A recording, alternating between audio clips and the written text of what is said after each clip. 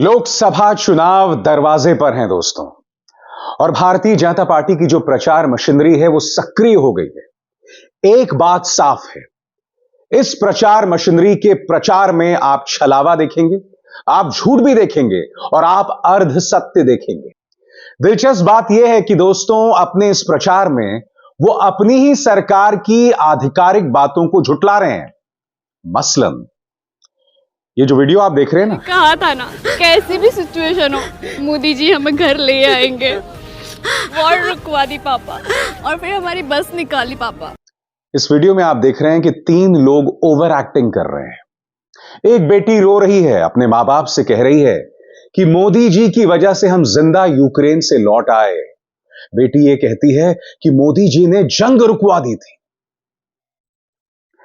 मैं आपको याद दिलाना चाहूंगा दोस्तों, इससे पहले जब मध्य प्रदेश, छत्तीसगढ़ और राजस्थान में चुनाव हुए थे तो क्या जेपी नड्डा और क्या अमित शाह इस बात को खुलेआम मन से कहा करते थे कि प्रधानमंत्री नरेंद्र मोदी की इतनी ताकत है कि उन्होंने यूक्रेन जंग को रुकवा दिया था।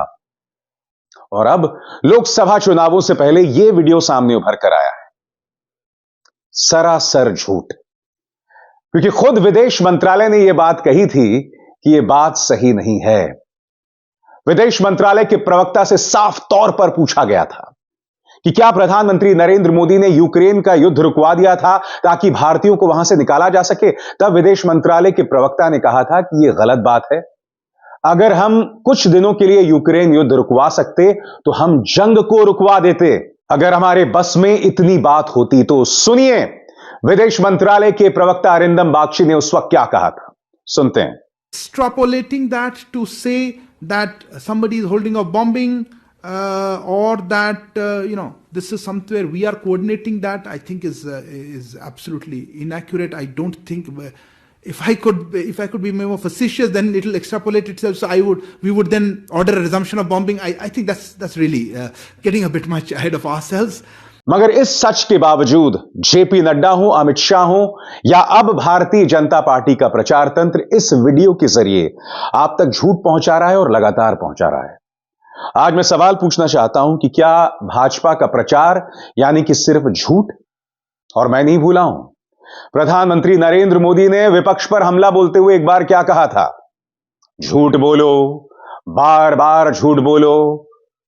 भाजपा क्या प्रधानमंत्री नरेंद्र मोदी के इसी मंत्र का अनुसरण कर रही है? सुनिए प्रधानमंत्री ने क्या कहा था। झूठ बोलो, बार बार झूठ बोलो। खुलेआम प्रचार के जरिए कहा जा रहा है कि प्रधानमंत्री ने यूक्रेन युद्ध रुकवा दिया था, जबकि यह गलत है। आपने सुना, विदेश मंत्रालय के प्रवक्ता ने यह बात कही, मगर भाजपा का यह प्रचार सामने उभर कर आता है। अब आप यह कह सकते हैं कि भैया यह सिर्फ एक वीडियो है। नहीं दोस्तों, इस वीडियो का झूठ मोदी सरकार के बड़े बड़े मंत्री जो हैं वो आगे फैला रहे हैं। और सांस थामिए, इसी झूठ को उनके पालतू पत्रकार भी अपने सोशल मीडिया हैंडल्स के जरिए आगे बढ़ा रहे हैं। वो पालतू पत्रकार कौन है, कुछ देर बाद, मगर सबसे पहले आपके स्क्रीन पर ये हैं अश्विनी वैष्णव, रेल मंत्री हैं। इन्हें ध्यान देना चाहिए अपने मंत्रालय पर, मगर वो भी इस झूठ को आगे फैला रहे हैं। अश्विनी वैष्णव क्या कह रहे हैं आपकी स्क्रीन पर, वॉर रुकवा दी और फिर हमारी बस निकाली, विदेश में भी रखे हमारे ख्याल, तभी तो हैं सभी मोदी का परिवार। मैं सवाल पूछना चाहता हूं अश्विनी वैष्णव से, ये कैसा परिवार है? ये कैसा परिवार है जहां झूठ बोलने की जरूरत पड़ती है? मैंने आपको सुनाया विदेश मंत्रालय के प्रवक्ता ने क्या कहा था, तो रेल मंत्री इस तरह से झूठ क्यों बोल रहे हैं? रेल मंत्री तो छोड़िए, सूचना और प्रसारण मंत्री अनुराग ठाकुर, वो क्या बोल रहे हैं दोस्तों आपके सामने, वो रक्षा करें 7 समंदर पार, वो है हमारा परिवार, मोदी जी का परिवार। इस परिवार में अपना वजूद बनाए रखने के लिए, इस परिवार में अपना स्थान बनाए रखने के लिए इन मंत्रियों को झूठ बोलना पड़ रहा है। और मंत्री तो मंत्री, इनके पालतू पत्रकार दोस्तों, आपकी स्क्रीन पर यह है न्यूज 18 का पत्रकार, और न्यूज 18 का पत्रकार भी इसी वीडियो को आगे फैला रहा है, इसी झूठ को आप तक पहुंचा रहा है। यह क्या कह रहा है, कैसे भी हो वापस लाएगा वो, new ad campaign by BJP. इत्तेफाकन दोस्तों, ये वो पत्रकार है जिस पर दंगा भड़काने को लेकर केस दर्ज है।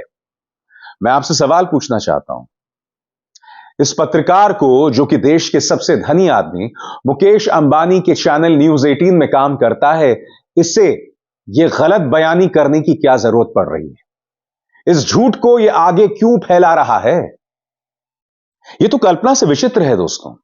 2014 से पहले टीवी न्यूज के पत्रकारों का काम होता था कि अगर कोई गलत बयानी सत्ता कर रही है, अगर कोई झूठ सत्ता परोस रही है, तो आप उसे एक्सपोज करें। कायदे से इस पत्रकार को विदेश मंत्रालय के प्रवक्ता अरिंदम बागची के उस बयान को आपको सुनाना चाहिए था और भाजपा को कटघरे में रखना चाहिए था उसके झूठ के लिए, मगर आप खुद देख रहे हैं कि वो इस झूठ का प्रचार प्रसार कर रहा है।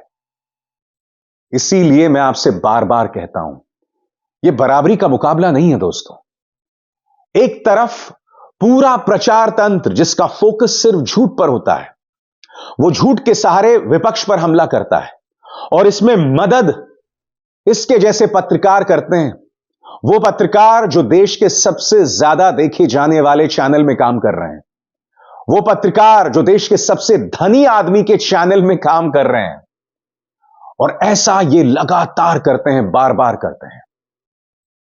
इस वक्त विपक्ष पर निशाना साधा जा रहा है हर बात को लेकर, चाहे सीट शेयरिंग को लेकर हो। मगर बड़ा सवाल यह कि क्या इन पत्रकारों में हिम्मत है सत्ता से एक भी सवाल करने की? और सबसे दिलचस्प बात यह है दोस्तों कि भाजपा का प्रचार तंत्र बिल्कुल उलूल जुलूल स्तर पर चल रहा है।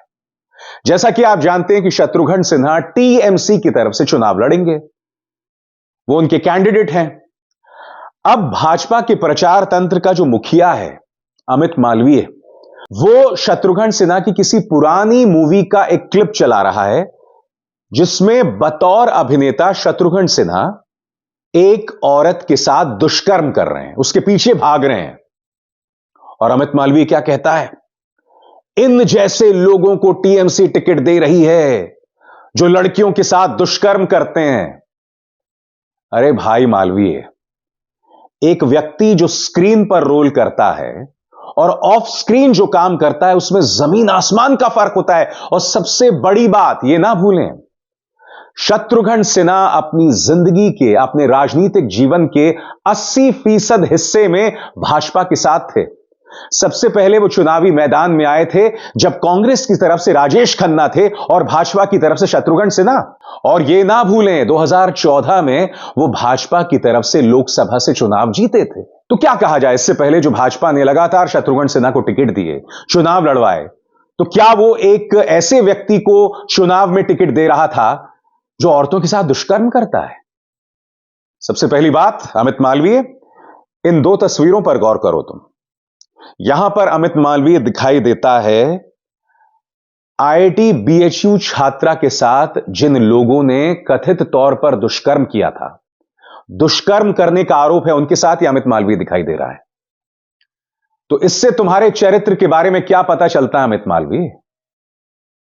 इनकी सोच देखो दोस्तों। जो व्यक्ति सिनेमा स्क्रीन पर किरदार निभा रहा है, क्या उसके आधार पर हम उसके चरित्र का फैसला करें? उस लॉजिक से तो अनुपम खेर आपके बहुत बड़े समर्थक हैं। आपको उनकी फिल्म याद है कर्मा? कर्मा के अंदर वो डॉक्टर डैंग का किरदार निभाते हैं। वो डॉक्टर डैंग जो भारत को नेस्तनाबूद कर देना चाहता है, खत्म कर देना चाहता है। तो क्या यह माना जाए कि एंटी नेशनल्स जो है वो भाजपा का समर्थन कर रहे हैं? अरे बेटा मालवीय, कुछ इसका भी इस्तेमाल करो। मैं जानता हूं कि तुम जो मर्जी कह देते हो और प्रचार तंत्र के जरिए उसे वायरल कर दिया जाता है, मगर प्रचार के स्तर को जरा एक लेवल पर रखो, उसे इतना नीचे मत गिराओ। और जहां तक महिला सम्मान की बात है, तो मैं नहीं भूला हूं, मणिपुर में हालात बद से बदतर हो गए हैं और अब तक वहां के मुख्यमंत्री बीरेंद्र सिंह को पद से नहीं हटाया गया है। बृजभूषण शरण सिंह, इससे टिकट मिल जाएगा जहां तक मुझे पता है। क्या कहना चाहोगे तुम इस बारे में? कुलदीप सिंह सेंगर किस पॉलिटिकल पार्टी का सदस्य था? सबसे बड़ी बात, हाल ही में हाईकोर्ट को दखल देना पड़ा था और यह कहना पड़ा था कि भाजपा बार बार बलात्कारी राम रहीम को पैरोल पर जो रिहा कर रही है वो गलत है। आगे से जब इस व्यक्ति को आप पैरोल पर रिहा करेंगे तो पहले हमारे पास आएंगे, 9 बार भाजपा इस व्यक्ति को पैरोल पर रिहा कर चुकी है। प्रचार का स्तर कहां चला रही है भाजपा? सबसे बड़ी बात, अपने गिरेबान में झांकिए। जब आप नारी अस्मिता की बात करते हैं तो आजाद भारत के इतिहास में ऐसी कोई पॉलिटिकल पार्टी नहीं हुई जिसने नारी अस्मिता के नाम पर देश के साथ इतना बड़ा मजाक किया हो। चाहे वो बृजभूषण शरण सिंह हो, चाहे वो उन्नाव हो, चाहे कुलदीप सिंह सेंगर हो, चाहे मणिपुर हो, ढेरों मिसालें मैं आपको दे सकता हूं। सबसे बड़ी बात, जम्मू के कठुआ में एक 8 साल की मासूम के साथ दुष्कर्म और फिर उसकी हत्या कर दी जाती है मंदिर के अंदर। और फिर जो लोग इसके जिम्मेदार थे उनके पक्ष में भाजपा के नेता रैली निकालते हैं। ऐसा कभी नहीं हुआ दोस्तों। सोच के भी सिहरन पैदा होती है कि अगर निर्भया कांड 2014 के बाद हुआ होता, मुझे नहीं लगता उन 5 लोगों को फांसी लगती। मैं दावे के साथ कह सकता हूं कि उसमें भी किसी ना किसी तरीके से राजनीति सामने आ जाती। निर्भया के चरित्र के बारे में भाजपा प्रचार तंत्र लगातार हमला बोलता, क्योंकि याद कीजिए हाथरस के अंदर जो कांड हुआ था, तब इनके मीडिया ने हाथरस की गुड़िया के चरित्र के बारे में सवाल उठाया था। यह सब हो रहा है अमृतकाल में, यह सब हो रहा है संगोल युग में, और शर्म इनको मगर आती नहीं। अभिसार शर्मा को दीजिए इजाजत। नमस्कार।